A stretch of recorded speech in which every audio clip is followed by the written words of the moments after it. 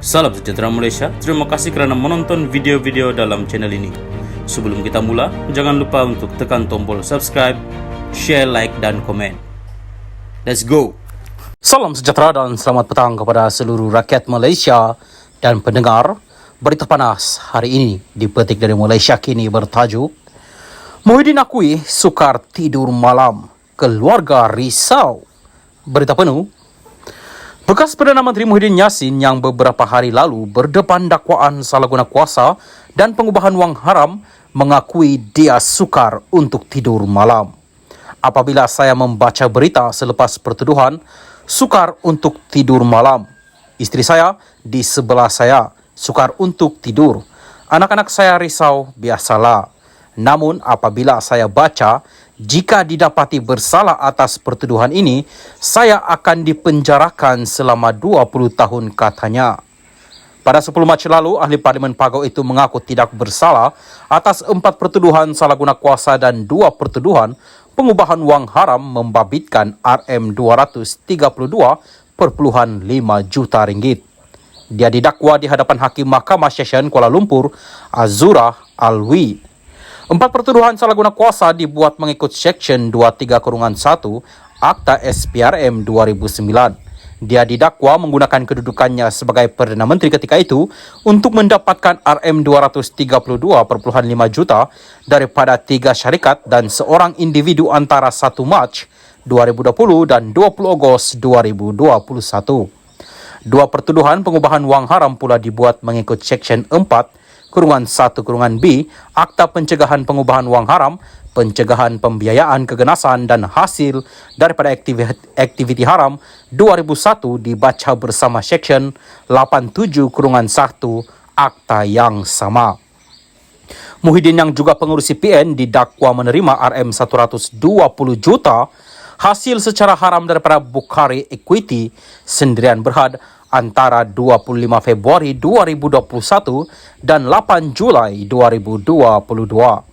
3 syarikat itu ialah Bukhari Equity Sendirian Berhad, Nepetris Sendirian Berhad dan Mammoth Sendirian Berhad, manakala individu terbabit ialah Azman Yusof. Bercakap dalam ceramah PN di Taman Melawar, Batu Cave malam tadi, Muhyiddin memberitahu dia perlu meminjam wang daripada bank lain untuk membayar ikat jamin sebanyak RM2 juta yang ditetapkan mahkamah. Katanya kutipan derma yang dijalankan parti itu masih tidak mencukupi untuk jumlah yang diperlukannya bagi membayar wang ikat jamin sehingga dia terpaksa meminjam. Nasib baik mereka bagi pinjam wang itu. Kalau tidak, saya masih dalam penjara sampai sekarang, katanya. Dalam ucapan yang dibuat di bekas ibu pejabat PAS itu, Muhyiddin juga sekali lagi mengulangi dakwaannya bahawa dia menjadi mangsa pendakwaan terpilih kerajaan. Dia juga mendakwa kerajaan sekarang berasa terancam dengan kejayaan PN memenangi 74 kerusi parlimen dalam PRU yang berlangsung pada tahun lalu. Sekian berita. Salam Malaysia Madani. Salam sejahtera dan selamat petang kepada seluruh rakyat Malaysia dan pendengar berita panas hari ini dipetik dari Malaysia Kini bertajuk Entiti Individu dalam Perbicaraan Muhyiddin. Berita penuh.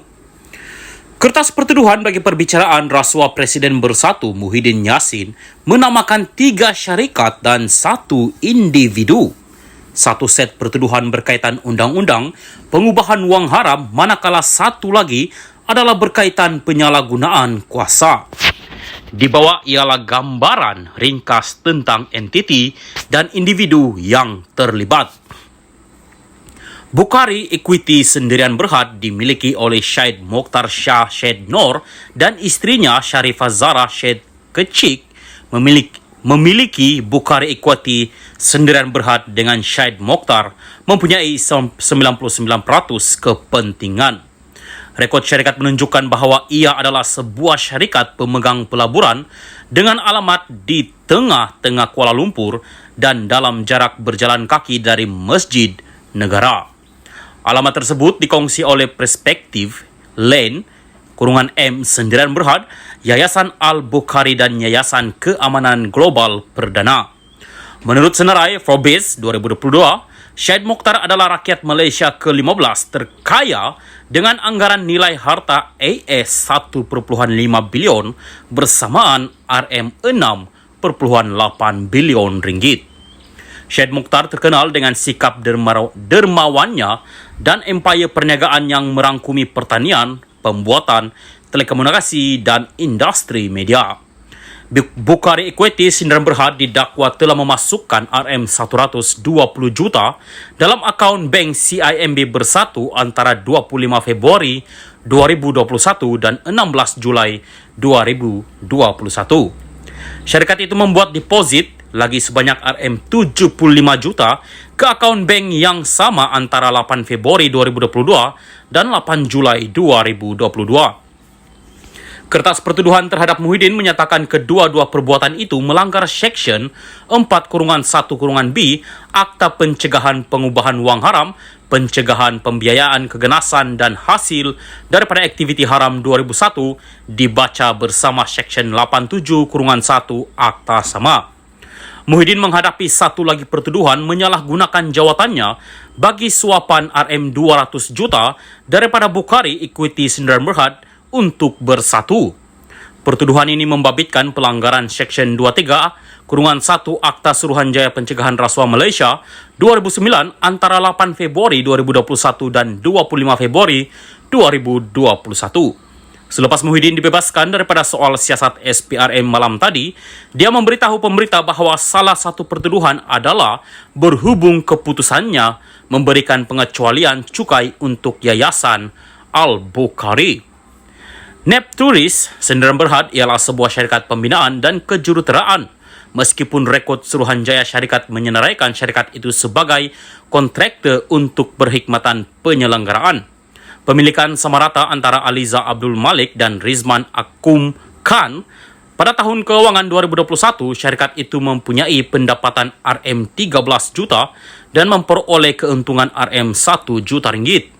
Dalam perbicaraan berasingan terhadap Wan Saiful Wanjan, syarikat itu didakwa telah membayar bekas ketua penerangan Bersatu itu RM6.96 juta untuk mendapatkan surat anugerah daripada Kerajaan Persekutuan bagi projek Central Spain Road, sertik ke persimpangan Leburaya Pantai Timur bernilai RM232 juta ringgit. Ini adalah sebahagian daripada projek Central Spain Road yang akan menjangkau dari Kuala Krai, Kelantan ke Bentong, Pahang.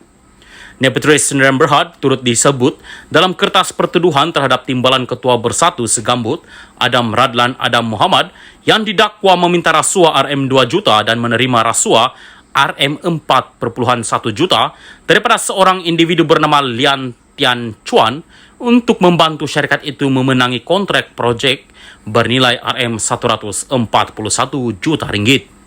Mengikut kertas pertuduhan Muhyiddin, dia didakwa menyalahgunakan kedudukannya sebanyak RM1 juta sebagai suapan daripada Nepturis Sdn Bhd antara 1 Mac 2020 dan 20 Ogos 2021. Memforce Sdn Bhd, sebelum ini dikenali sebagai Memforce Construction Sdn Bhd, merupakan syarikat yang terlibat dalam pembinaan, penyewaan jentera, penyewaan premis dan survei CCTV.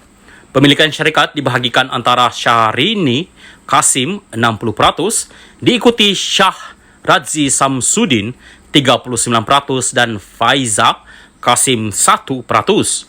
Menurut rekod Jabatan Kerja Raya, Mem4 di bawah nama lamanya telah dikontrak oleh kerajaan untuk membina bangunan sekolah seawal tahun 2008. Syarikat itu telah diperbadankan pada tahun 1996. Maklumat keuangan terkini yang tersedia dengan Suruhanjaya Syarikat adalah untuk tahun 2017 yang menunjukkan syarikat itu memperoleh hasil sebanyak RM137.294 sen pada tahun itu dan mencatatkan keuntungan sebanyak RM312.113 ringgit. Mengikut kertas pertuduhan, Muhyiddin telah menyalahgunakan jawatannya untuk dorongan RM19.5 juta daripada Mem4 Sdn Bhd antara 1 Mac 2020 dan 20 Ogos 2021 untuk manfaat Bersatu. Azman Yusof, 51, lebih dikenali sebagai Ketua Persatuan Kontraktor Bumi Putra Malaysia, Dia juga merupakan ahli Lembaga Pembangunan Industri Pembinaan CIDV, sebuah badan berkanun sejak 2019. Kertas pertuduhan menyatakan bahawa Muhyiddin telah menyalahgunakan jawatannya untuk dorongan RM12 juta daripada Azman untuk faedah bersatu antara 1 Mac 2020 dan 20 Ogos 2021.